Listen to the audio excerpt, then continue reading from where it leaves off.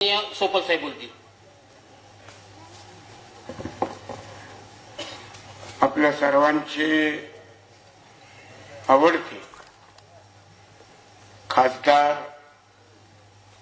आणि लोकसभेच्या निवडणुकीतले उमेदवार सन्माननीय ओमराजे निंबाळकर, व्यासपीठावर उपस्थित असलेले राष्ट्रवादीचे नेते विश्वास भाऊ, माजी खासदार आणि बरेच दिवसांनी बापूंनी मनोगत मोकळेपणाने व्यक्त केलं असे आपले शिवाजी बापू कांबळे, त्याचबरोबर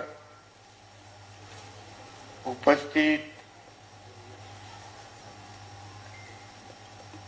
सर्वच सन्मान्य व्यासपीठ.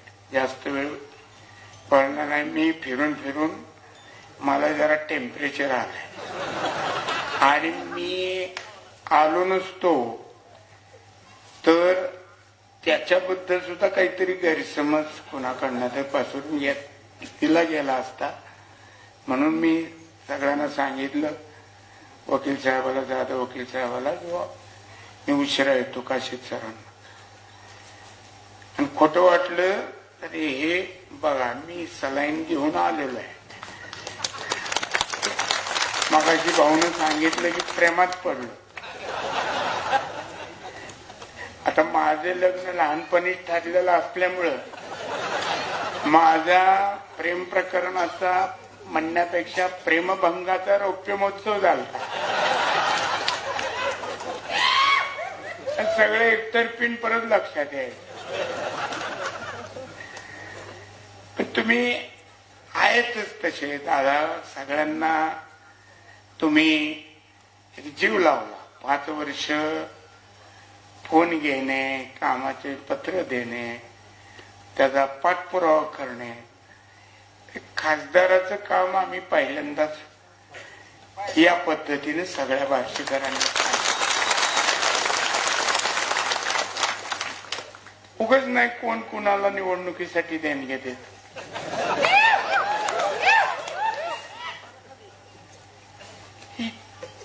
वेगळी पद्धत आपल्या तालुक्यात बघायला मिळाली आहे. ओमराजे एकीकडं एवढे घेऊन जा, 2 बोकडं कापा, अशी पद्धत सगळीकडे तालुक्यात चालू आहे. पण इथं उलट आहे. आणि माझं म्हणणं आहे की आपल्याला जरी बोलवलं एखाद्या वेळेस तरी जायला काही हरकत नाही. काय हरकत आहे? खा कुणाचंही मटण, दाबा मशालीचं बटन.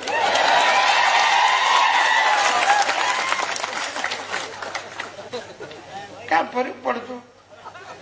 आपण अनेक वेळा जीव पाहुणे रावळ्याला घालत नाही, घालतोच.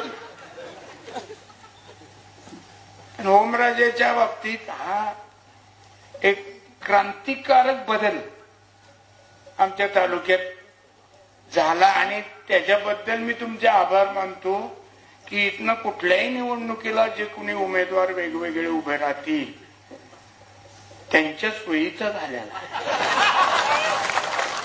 ग्रामपंचायत असो, पंचायत समिती असो, झेडपी असो,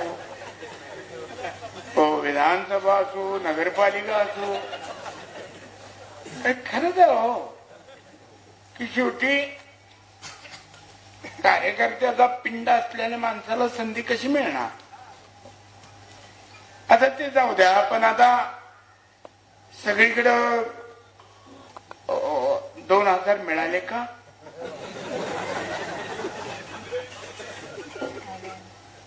मलाही आलता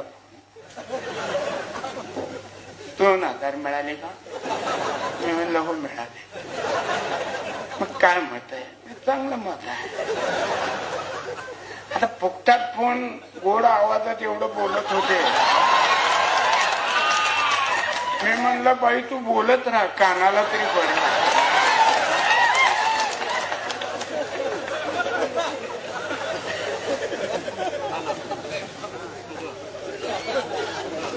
ते 2000 6000 कशाचे कुणाचे? हे सगळे पैसे वेगवेगळ्या टॅक्सच्या रूपानं केंद्र सरकारला जे जमा झाले त्यातले कुणाच्या इस्टेटीतले नाही आहे किंवा कुणाच्या घरच्या तिजोरीतले आपल्याला दिलेले नाही आहे. मगाशी भाऊने विषय काढला, या देशाचा कृषी मंत्री कोण आहे आता आठवतं का? सध्याचा 2च माणसं आठवते सध्या तिथे.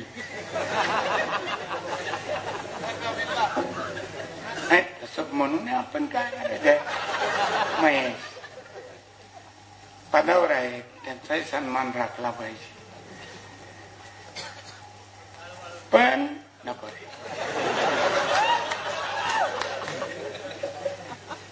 हा आपलाच आहे, पैसा आपला, हक्क आपला.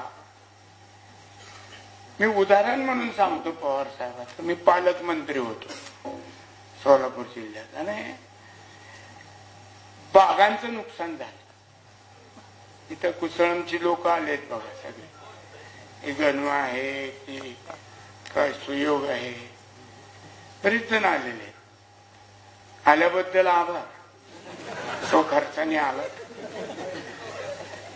मी चाललो होतो शिराळ्याला आणि मला कुसळमला अडवलं आणि म्हणले ते सगळे फळाचं अनुदानाचं जाहीर झालं पण बोरं राहिले. मी त्यांच्यात एकदाच पवार साहेबाला फोन लावला, म्हणलं साहेब हे सगळे फळझाडांचं आलंय पण बोराचं हे काय आलं नाही. त्यांना काही नीट ऐकू आलं नाही. ते म्हणले पोरांना कुठं अनुदान, नवीनच मागणी करायला लागला. मी म्हणलं साहेब पोराचं नाही, बोर बोर BO. अच्छा, अरे हो बर, खोटं नाही सांगत ओमराजे. मी परत शिराळ्यावरनं एक तासाभरात परत कुसळमला आल्यावर गाडी अडवली, सांगितलं की आपलं बोर त्याच्यात बसली. कामाची पद्धत आहे आणि त्यांच्याबद्दल येऊन विचारते काय केलंय पवार साहेबांनी महाराष्ट्रात, काय केलंय. नुसती फळबाग योजना रोजगार हमीतनं घेतली, आम्ही सगळे त्या मतदानाला होतो. तरी हजारो एकर फळबागा महाराष्ट्रात लागल्या. देशानं तांदूळ गहू निर्यात केला. निर्यात बंदी त्यांच्या काळात कधीही कुठल्याही याला नव्हती. उद्धव साहेबांनी काय केलं म्हणजे घरीच बसले. आता कोरोना काळात त्यांनी फिरून काही जीव गमवायचा होता म्हणजे तुमचं समाधान झालं असतं का? काय मग माणसाने काय बोलावं त्याला, काय आता दरबंदच राहील ना. आता तर काय पातळी हा शब्द सुद्धा नाही, नो लेवल. काही कोणीही उठावं बोलावं, घरी बसले आहे. त्या काळात ही जे टीव्ही चॅनल वाले, तुम्ही नाही तर का टीव्ही चॅनल वाले, ही माहितीचे ती आकडे, ते कुठलं चायना मधले कुठल्या तरी पिक्चर मधले सीन दाखवत होते. ते गाडीतनं थांबवली, पकडली, पडवलं त्याला आग नेलं, भीतीनं माणसं मिळली. त्या काळात या महाराष्ट्रात उद्धव साहेब ठाकरेंनी पहिल्यांदा सांगितलं की एक कुटुंब प्रमुख म्हणून लोकांना जो धीर द्यायचा, काम काय असतं कुटुंब प्रमुखाचं, सगळ्या बाकीचं तर व्यवस्था युद्ध पातळीवर केल्या.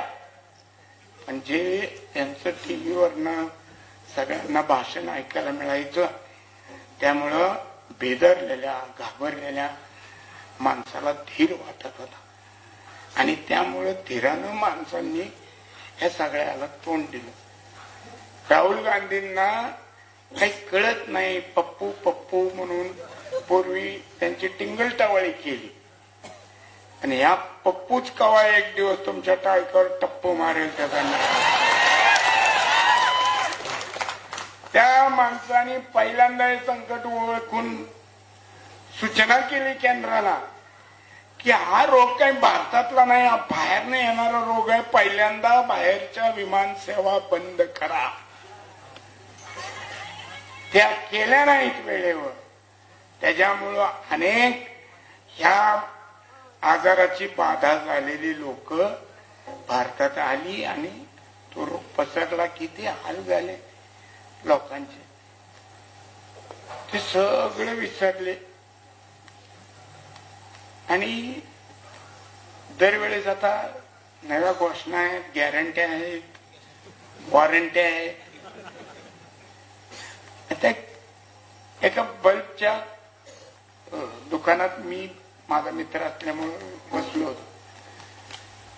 बल्ब एक माणूस आला घेतला. ती म्हणला ह्याची काय गॅरंटी?